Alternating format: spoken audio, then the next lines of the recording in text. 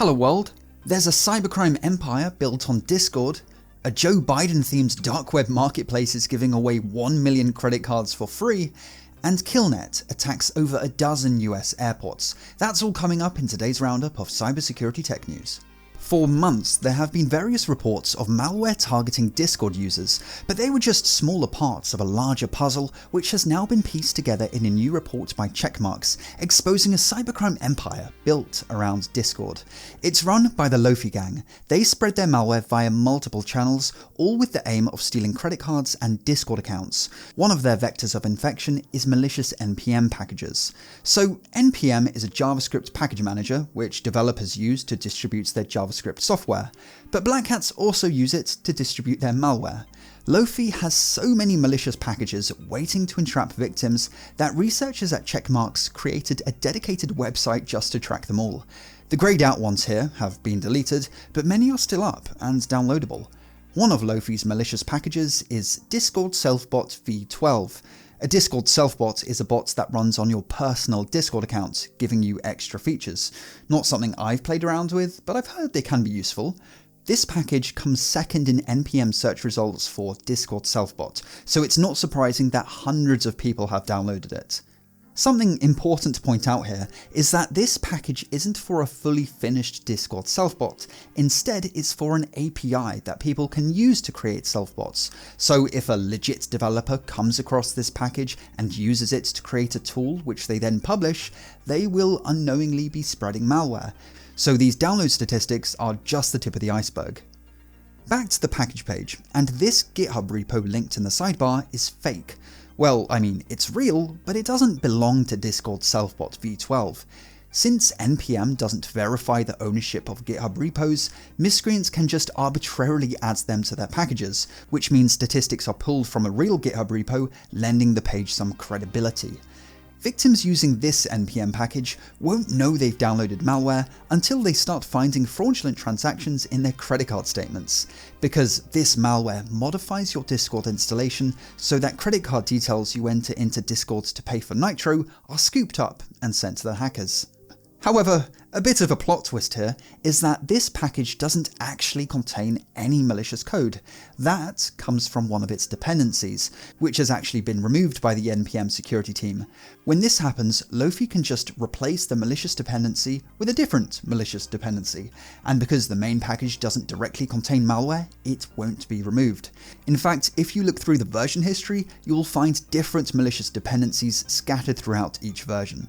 Another way Lofi distributes malware is via hacking forums. One of their posts promises free Discord Nitro. How does that work, I hear you ask? Well, a video tutorial recorded by Lofi shows that after giving their bot your Discord authentication token, it'll buy Nitro on your behalf, apparently using a stolen credit card. I wonder where they get those from.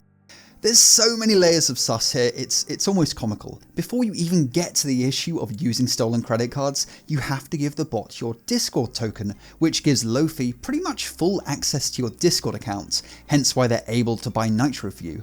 What they then do with your Discord token is unknown, but it can't be anything good, because after forum users marked the post as malicious, Lofi edited the post away.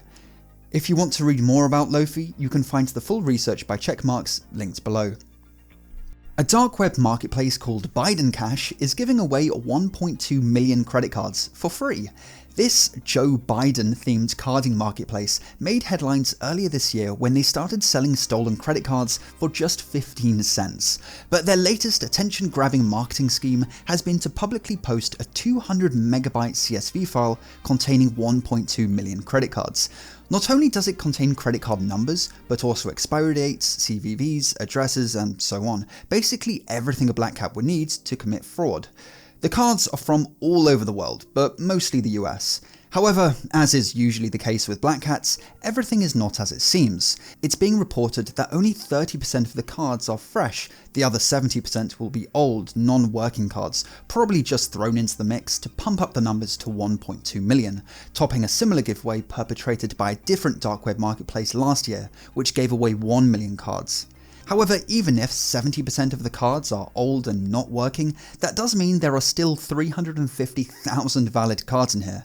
But luckily, what you find with these kinds of leaks is that they very quickly fall into the hands of cybersecurity researchers who report them to banks. So even though it's only been a matter of days since this was leaked, I imagine it's all but useless at this point.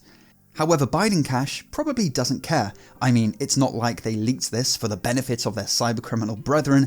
Biden Cash just wanted attention, exposure, eyeballs on their site, which they got. I mean, here we are talking about them. Even just their name, Biden Cash, is pretty attention grabbing, though I suppose the last thing a dark web carding marketplace needs to worry about is trademark infringement. In fact, it's quite common for dark web sellers to name themselves after high street shops. I've seen some darknet sellers in the UK go by the names Tesco, Asda and John Lewis. Why? Well, I mean, it is pretty funny for people to say they bought their drugs from Tesco. It adds a little spice, which I imagine is what Biden Cash was going for. But where on earth do you get 1.2 million credit cards from? Web skimming. This usually takes the form of miscreants hacking e-commerce sites, which run Magento or WordPress. Usually these sites are running some old vulnerable plugin, which is exploited to inject malicious scripts into the checkout page on the site, allowing hackers to siphon off customers' credit card numbers. I've covered this sort of stuff before, and hackers can get quite creative. One example I covered saw miscreants encoding stolen credit card data into images in order to avoid raising suspicion from website owners, before just downloading the pictures from the website and then likely listing them on a carding marketplace like Biden Cash. Biden Cash accepts Bitcoin payments from miscreants who can search their database of cards for sale, picking and choosing the cards they want based on a whole array of variables, like the country and city the card is registered in.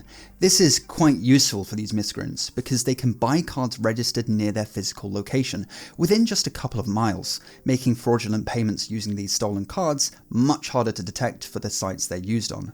You know, I've seen people try to justify using stolen credit cards because they say that since the victim will 99% of the time get their money reimbursed by the bank, you're only stealing money from the bank. Well, as someone who operates an e-commerce store, I can say that this just isn't true. When a credit card's legitimate owner notices a fraudulent transaction and initiates a chargeback, it's the company who accepted the payment who has to repay the money, not the bank. Not only that, but payment processors will usually slap on an extra bill of $20 or so as some kind of administration fee. So yeah, using a stolen credit card is a pretty scummy thing to do. KillNet, a pro-Russian hacktivist group, has attacked more than a dozen airports across the United States. This made mainstream news, and let's be honest, putting airport and attack in the same sentence is always going to spook people.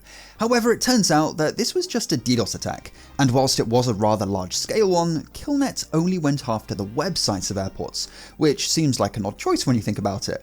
I mean, when was the last time you visited an airport's website? They seem to only exist to display information about car parking and the different restaurants in the departure lounge, so I can't imagine the short-lived downtime of just a few hours caused much impact. Flights weren't affected, and by all accounts it was business as usual at airports.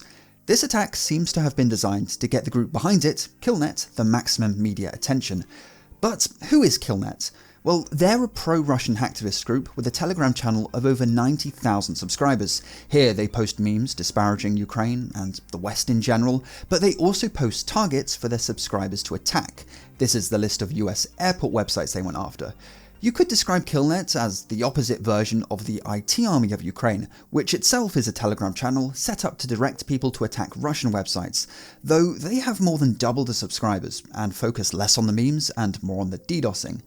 The IT army of Ukraine is state-sponsored, as in it was literally set up by the Ukrainian government. However, there's no indication that KillNet has any blessing from their big guy.